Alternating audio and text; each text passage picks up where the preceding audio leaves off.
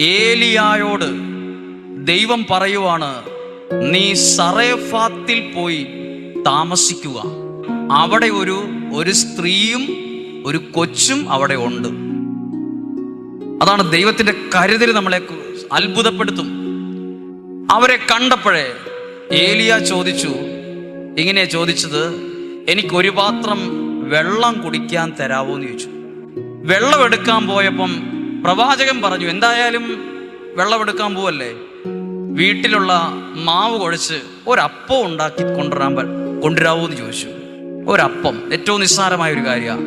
അപ്പോൾ ആ സ്ത്രീ, വെള്ളമെടുക്കാനും പോയ ആ സ്ത്രീ തിരിഞ്ഞു നിന്നിട്ട് പറഞ്ഞു, ഞങ്ങളുടെ അവസ്ഥ വളരെ മോശമാണ്. എഴുതിയിരിക്കുന്നത് ഇങ്ങനെയാണ്, ആകെ കുറച്ച് മാവും കുറച്ച് എണ്ണയും ഇരിപ്പുണ്ട് വീട്ടിലെ പാത്രത്തിൽ. അതിന്ന് കുഴച്ച അപ്പം ഉണ്ടാക്കിയിട്ട് ഇന്ന് രാത്രിയിൽ ഞങ്ങൾ ആത്മഹത്യ ചെയ്യാനിരിക്കുവാന്ന്.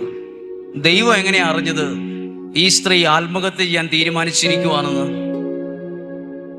ആ സ്ത്രീ അതിനു മുമ്പ് പ്രാർത്ഥിച്ചതായിട്ടൊന്നും കാണുന്നില്ലല്ലോ. അല്പം വിറക് പെറുക്കാൻ ആ സ്ഥലത്ത് ചെന്നു, സറേഫാത്ത് എന്ന് പറയുന്ന സ്ഥലത്ത് ചെന്നു എന്നേ ഉള്ളൂ. പക്ഷെ മരിക്കാനിരിക്കുവാണെന്ന ഹൃദയത്തിന്റെ വിചാരം ഏലിയാ പ്രവാചകന് പോലും അറിയില്ലായിരുന്നു. ഈ സ്ത്രീയുടെ മനോദുഃഖം ആരറിഞ്ഞു? ദൈവം അറിഞ്ഞു.